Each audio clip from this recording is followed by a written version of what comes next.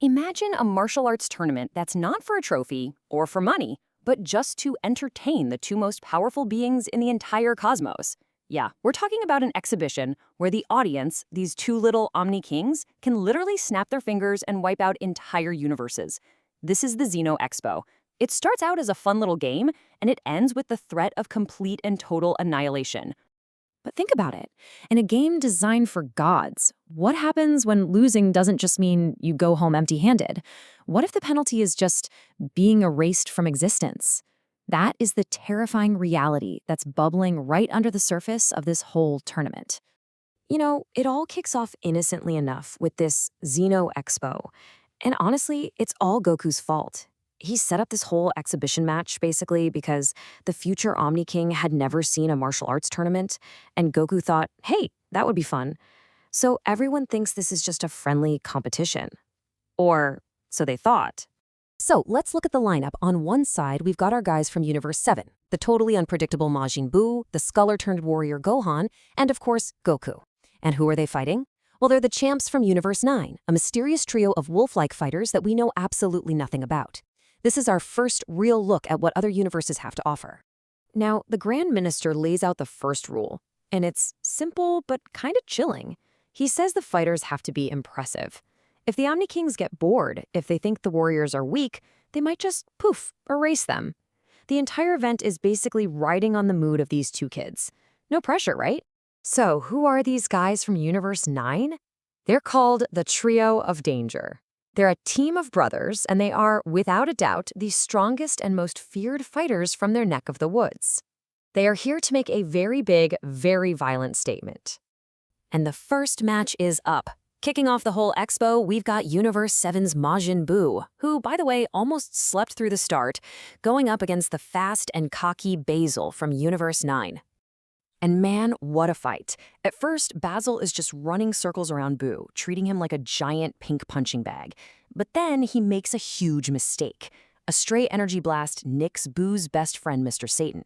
And that, well, that flips a switch. An absolutely furious Buu just turns the tables, completely overpowering Basil, even after the guy uses a special drug to power himself up. So that's 1 point for Universe 7.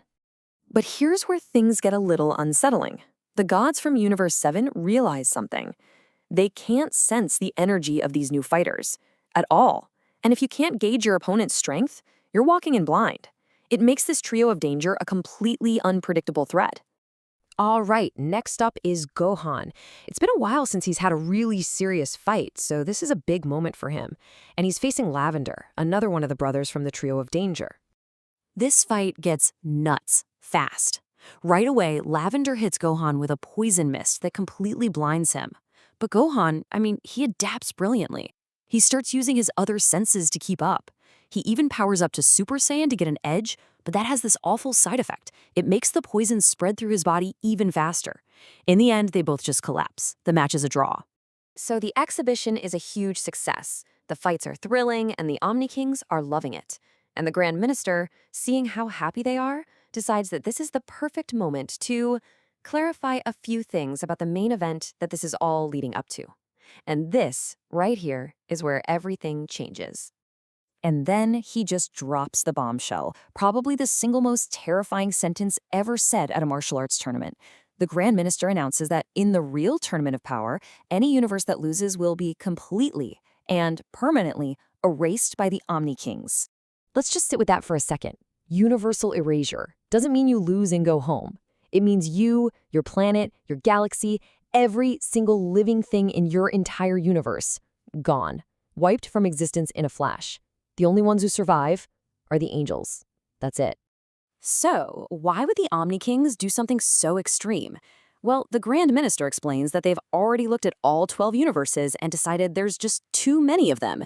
Too many have low mortal levels, which is basically their way of grading a universe's overall quality. This tournament isn't really a game, it's just a brutally efficient way to do some cosmic spring cleaning. And this chart right here shows us exactly why our heroes are in this mess. Take a look. This is a ranking of the weakest universes. All the way at the bottom, with the lowest mortal level of all, is Universe 9. And who's right there with them, second from the bottom? Universe 7.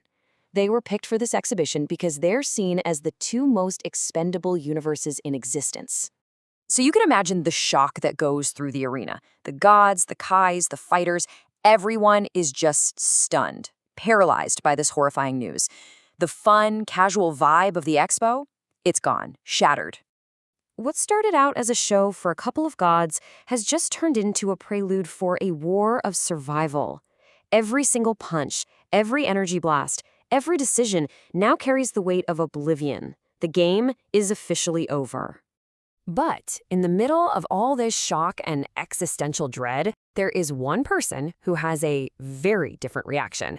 While everyone else is trying to process that their entire reality is on the line, Goku is practically vibrating with excitement.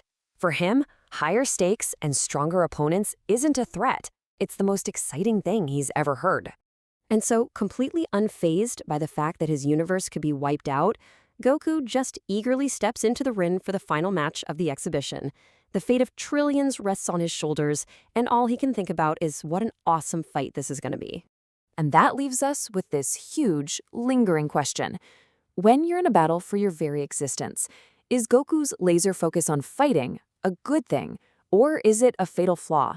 Is his excitement the one thing that can save them all, or is his inability to grasp the consequences the biggest threat Universe 7 has?